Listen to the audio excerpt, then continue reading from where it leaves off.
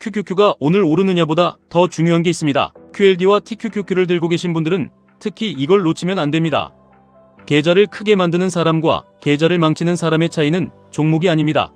타이밍도 아닙니다. 결국 시장 안에 얼마나 오래 남아있느냐입니다. 지금 누군가는 QQQ가 조금만 빠져도 불안해서 앱을 열고 QLD가 흔들리면 손절을 고민하고 TQQQ가 크게 빠지면 내가 괜히 샀나 싶어집니다. 그런데 반대로 누군가는 같은 하락장을 맞아도 타격이 별로 없습니다. 왜냐하면 이미 오래전에 사두었기 때문입니다.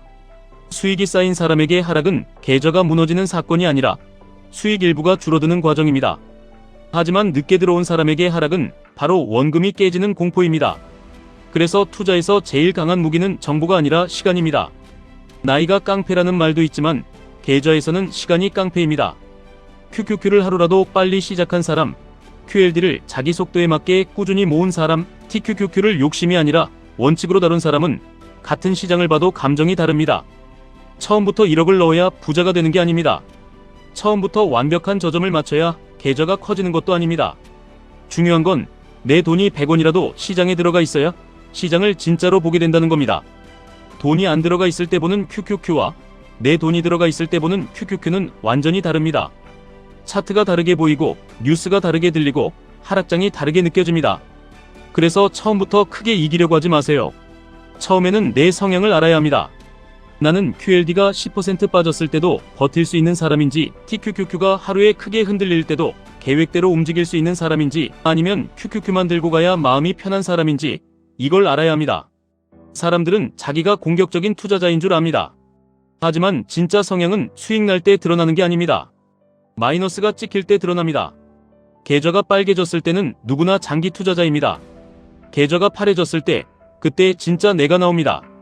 그래서 QQQ, QLD, TQQQ 투자자는 자기 자신을 먼저 알아야 합니다. 내가 10% 하락에 잠을 못 자는 사람인데 TQQQ 비중을 크게 가져가면 그건 투자 전략이 아니라 고문입니다. 내가 20% 하락에도 계획표를 보고 담담하게 움직일 수 있다면 QLD와 TQQQ를 활용할 수 있습니다. 하지만 내가 흔들리는 사람이라면 QQQ 중심으로 버티는 게 오히려 더 강한 전략입니다. 여기서 많은 분들이 이렇게 생각하실 겁니다. 그럼 결국 그냥 오래 들고 있으면 되는 거 아니냐고요? 맞습니다. 하지만 절반만 맞습니다.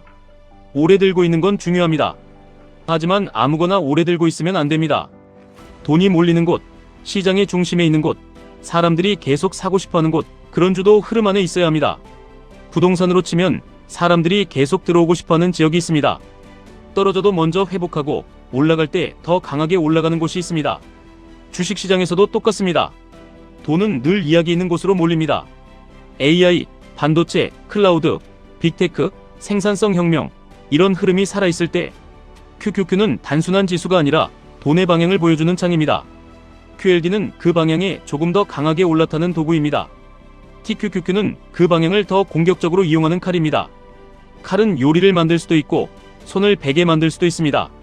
그래서 TQQQ는 종목의 문제가 아니라 손의 문제입니다. 여기서 중요한 원칙이 하나 있습니다. 수익은 확정해야 돈입니다. 계좌에 찍힌 수익은 아직 내 돈이 아닙니다. 그냥 숫자입니다. 사이버머니처럼 보이는 수익을 진짜 자산으로 바꾸려면 중간중간 수익을 확정하고 다시 구조를 잡아야 합니다. 예를 들어 QLD가 충분히 올라서 내 계좌가 크게 불어났다면 일부는 현금으로 빼놓아야 합니다. TQQQ가 강하게 올라서 수익이 커졌다면 그 수익 일부는 QQQ나 현금으로 옮겨야 합니다. 이게 겁이 많아서가 아닙니다. 오래 살아남기 위해서입니다. 시장은 한 번에 끝나지 않습니다. 기회는 계속 옵니다. 문제는 그 기회가 왔을 때 내 계좌가 살아있느냐입니다. 많은 사람이 상승장에서 자신감을 얻고 하락장에서 계좌를 잃습니다. 진짜 고수는 반대입니다. 상승장에서 일부를 덜어내고 하락장에서 다시 들어갈 힘을 남깁니다. 그래서 QQQ, QLD, TQQQ 투자자는 매수보다 매도 기준이 더 중요합니다. 내가 언제 더 살지보다 언제 욕심을 줄일지가 더 중요합니다. 전고점 부근에서 일부 익절, 21선 이탈 구간에서 무리한 추격 금지, 큰 조정 때 분할 매수, 이 원칙이 있어야 합니다. 그리고 절대 한 번에 다 사지 마세요. 한 번에 다 사는 건 확신이 아니라 조급함입니다. 시장은 내가 산 다음 바로 올라갈 의무가 없습니다. 오늘 산 QLD가 내일부터 올라가야 한다고 생각하는 순간 이미 마음이 시장에 끌려다니는 겁니다. TQQQ는 더 그렇습니다. TQQQ는 내가 원하는 속도로 움직이지 않습니다. 오를 때는 사람을 취하게 만들고 빠질 때는 사람을 의심하게 만듭니다. 그래서 TQQQ는 매수 금액보다 분할 횟수가 더 중요합니다. 돈을 40번으로 나눌 수 있다면 시장이 흔들릴 때도 살아남을 확률이 올라갑니다. 매일 조금씩 정해진 시간에 정해진 금액으로 감정을 빼고 움직이는 방식은 화려하지 않습니다. 그런데 계좌를 지키는 데는 화려함보다 반복이 더 강합니다. 월급쟁이 투자자가 부자가 되는 방식은 한 번의 대박이 아닙니다. 반복입니다. 월급이 들어오면 일부는 생활을 지키고 일부는 QQQ에 쌓고 일부는 QLD로 성장성을 가져가고 아주 제한된 일부만 TQQQ로 공격합니다. 이 구조가 있어야 합니다. 내 삶이 흔들리면 계좌도 흔들립니다. 통신비, 보험료, 대출, 생활비가 막혀 있는데 TQQQ에 몰빵하면 하락장이 왔을 때 버틸 수 없습니다. 돈을 벌고 싶으면 먼저 내 현금 흐름을 지켜야 합니다. 투자는 멘탈 싸움 같지만 사실 구조 싸움입니다. 구조가 약하면 멘탈도 무너집니다. 구조가 강하면 시장이 흔들려도 버틸 수 있습니다. 여기서 또 이런 생각이 드실 겁니다. 지금 들어가도 늦은 거 아니냐고요? 이 질문은 거의 모든 시기에 나옵니다. 비쌀 때는 너무 올라서 못 사고 빠질 때는 더 빠질까봐 못 사고 횡보할 때는 재미없어서 못 삽니다. 결국 못 사는 이유는 늘 있습니다. 하지만 자산을 만든 사람들은 완벽한 순간을 기다린 사람들이 아닙니다. 불완전한 순간에 작은 돈이라도 넣고 시간을 자기 편으로 만든 사람들입니다. QQQ가 완벽하게 싸지는 날을 기다리다가 1년이 지나고 QLD가 더 빠질 것 같아서 기다리다가 반등을 놓치고 TQQQ가 무서워서 못 사다가 상승장에서 뒤늦게 추격하면 계좌는 늘 시장보다 한 박자 늦습니다. 그래서 전략이 필요합니다. 지금 당장 전부 넣는 게 아니라 들어갈 기준을 미리 정하는 겁니다.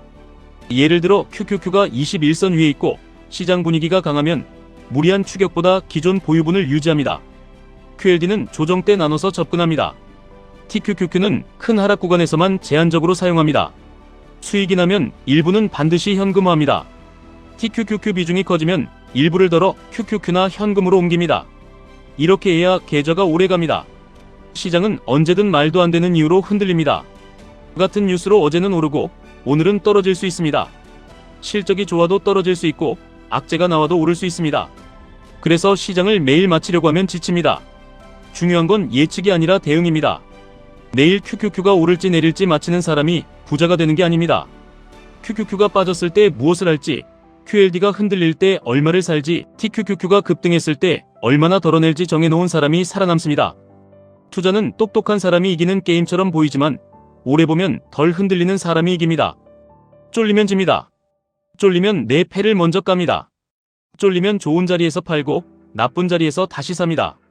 쫄리면 남의 수익률을 보고 내 계획을 버립니다.